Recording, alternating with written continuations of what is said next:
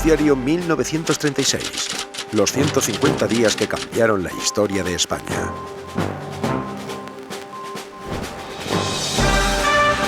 Noticiario independiente de la tarde. Desde nuestros estudios de la calle Antonio Maura de Madrid.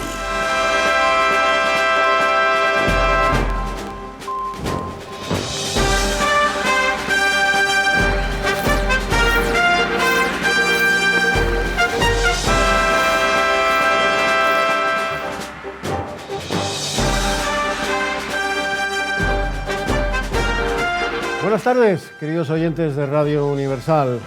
Vamos a dar comienzo a nuestro boletín, a nuestro noticiario del 27 de febrero del día de hoy, 27 de febrero de 1936, y vamos, como siempre, a iniciarlo por nuestro editorial, evidentemente. Ha sido necesario casi una decena de días para que por fin conozcamos los resultados de las elecciones del mes de febrero.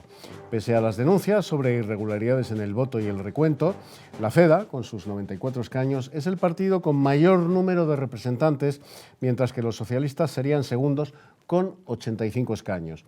Las derechas sumarían 143 escaños, los republicanos 75, todas las izquierdas, por lo tanto, 256, y quedarían 55 escaños que se podrían calificar como de centro.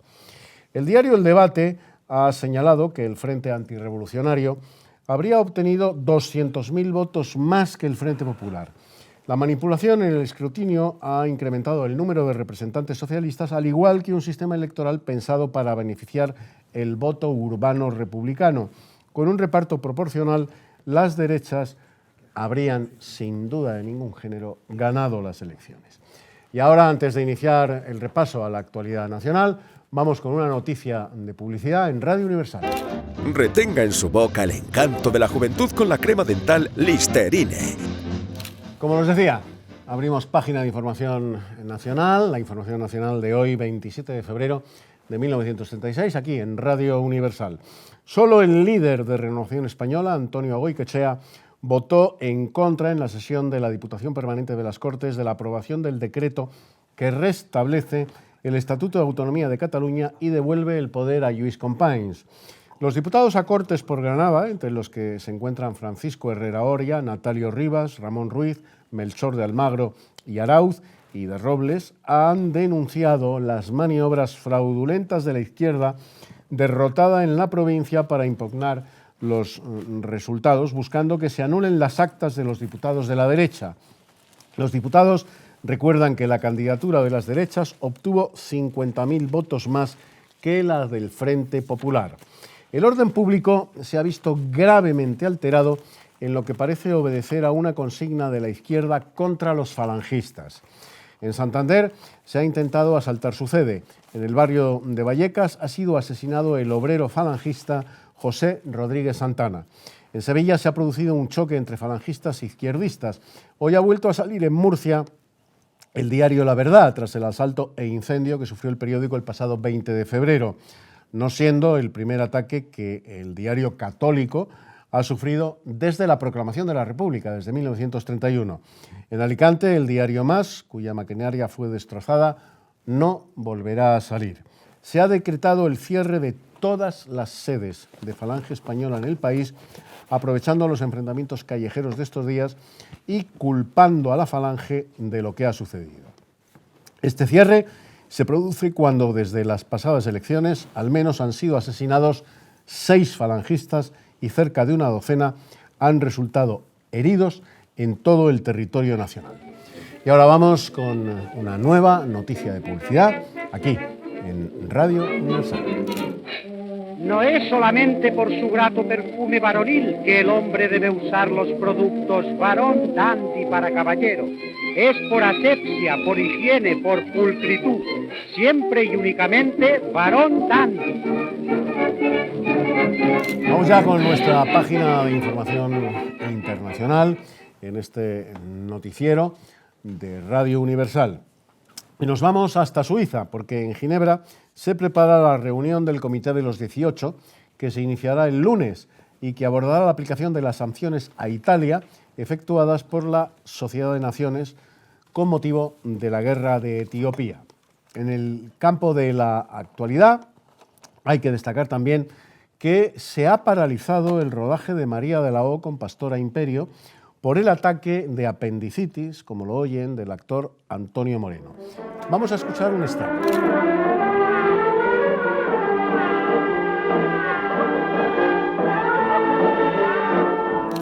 Y nos vamos a despedir, queridos radioyentes, con una noticia de última hora.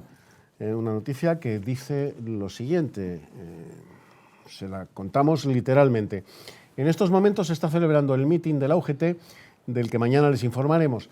Atención, porque Indalecio Prieto, en ese mitin, líder del Partido Socialista, tras exaltar el golpe de Estado socialista de 1934, anuncia, mucha atención, la depuración del ejército.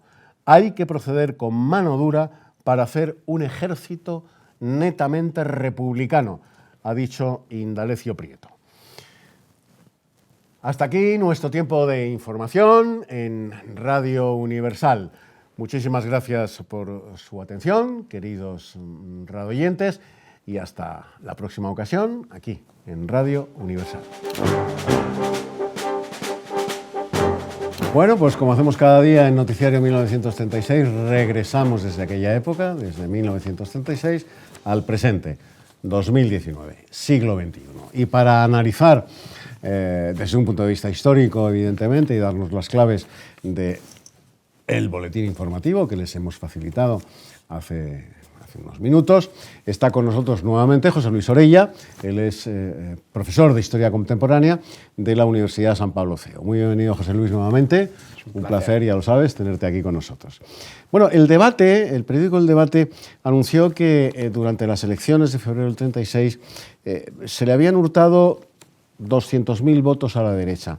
Otras fuentes dicen que fueron 150.000, pero que estos 150.000 suponían, en la traducción a escaños, pues muchos escaños para la derecha, dado el sistema electoral vigente, ¿no?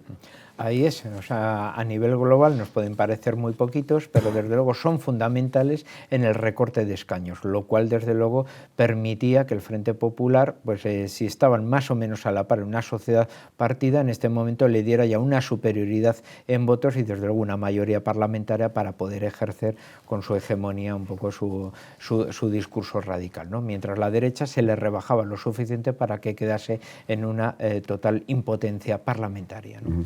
¿Quién era, José Luis, quién era Antonio Goicoechea, de Renovación Española? Antonio Goicoechea va a ser el principal líder monárquico de los partidarios de Alfonso XIII. Había sido un antiguo activista maurista, dirigente de ese populismo conservador, y luego posteriormente, ya en la Segunda República, se había integrado en Acción Nacional, posteriormente Acción Popular y el partido principal de la CEDA, pero viendo ese accidentalismo, ese posibilismo, se había salido y había montado Renovación Española, un pequeño partido monárquico de derecha, algo más radical, más dinámica, más activista, pero con bastante apoyo económico y sobre todo con bastante potencia en los cuadros profesionales, ¿no? Sobre todo en las escasas clases medias un poco del país, ¿no? Así que era uno de los hombres que a nivel de activista va a tener una gran importancia, ¿no? Que llega un momento que dice que se va. En efecto, o sea, se va viendo la deriva. Viendo la deriva, y él ya va a ser uno de los hombres que ya en estos momentos inicie contactos principalmente pues, con Benito Mussolini, y así era una persona con una buena agenda de relaciones tanto internacionales como nacionales, ¿no? Uno de sus diputados había sido Ramiro de Maeztu, entonces ahí vemos un poco un partido pequeño, pero un partido parlamentario con representación y desde luego con muchas influencias tanto en la esfera interior como en las exteriores internacionales, ¿no? Es en estos días, José Luis, estos días que estamos narrando en Noticiario 1936, es en estos días cuando se incrementa de una manera muy notable el acoso, la caza y captura de los falangistas en la calle por parte de elementos del Frente Popular. ¿Esto por qué sucede? Primero, ¿es cierto o no? Porque hoy se niega. ¿Es cierto que fueron los falangistas víctimas preferentes de los pistoleros del Frente Popular? Hombre, teniendo en cuenta que inicialmente incluso por las siglas FE empezaban a denominar Funeraria Española, pues desde luego empiezan ya rápidamente a decir que es uno de los objetivos preferentes. ¿Por qué? Es uno de los partidos más modernos o con un toque como más europeo, y la juventud, sobre todo incluso las antiguas juventudes de la CEDA, empiezan a pasarse de forma masiva a una falange que la encuentran más activa, más dinámica, mucho más moderna, asimilable a otros grupos parecidos que están surgiendo en Europa. Eso le convierte en el objetivo principal, sobre todo de los elementos de izquierda revolucionaria preferente. Inicialmente Falange no quiere entrar en esa dinámica de violencia, pero desde luego sus militantes, sus afiliados, esencialmente aquellos que están vendiendo la propaganda del partido, son los que son asesinados y acuchillados por las calles, lo cual planteará desde luego medidas de autodefensa ante la posibilidad de exterminio de un grupo que está naciendo y que se está desarrollando y que lo conforman principalmente estudiantes y trabajadores, ¿no? El gobierno ordenó el cierre de las sedes de Falange. ¿Era un partido legal?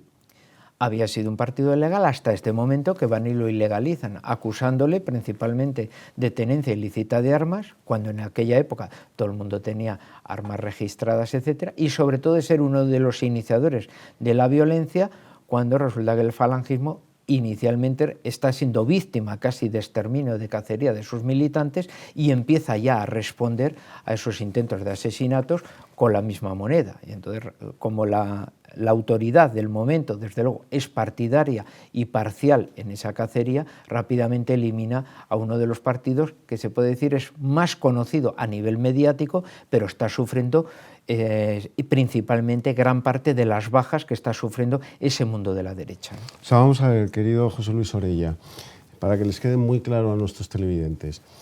Mientras la Falange sufría el asesinato de sus militantes en las calles, fundamentalmente por lo que ha señalado, iban vendiendo pues, el periódico del partido, propaganda del partido, etcétera, etcétera. Mientras sufría estos asesinatos y no respondía en la misma medida, se la toleraba. En el momento que la Falange empieza a responder a esos crímenes, empieza a plantar cara con la misma moneda, repito, a quienes le persiguen a los falangistas y los asesinan. En ese momento la Falange es ilegalizada, pero no los asesinos, los miembros de los partidos que ordenan que se asesine a los falangistas en la calle. Esos partidos no son ilegalizados. Solo la Falange por el mero hecho de responder. Así es. Y con las detenciones de sus principales dirigentes, etcétera. O sea que resulta que ellos sí son puestos fuera de la ley, pero no son puestos fuera de la ley los grupos que los estaban persiguiendo. ¿Por qué, querido José Luis, los defensores supuestos, eso dicen ellos, lo decían ayer y lo dicen hoy, de la libertad, de la tolerancia, de la democracia, de la libertad de expresión, vaya por Dios, quemaban las sedes de los periódicos que no les resultaban simpáticos o no les resultaban afines, como por ejemplo La Verdad, Levante, Agrario, etcétera, cuyas sedes, cuyas redacciones fueron literalmente arrasadas?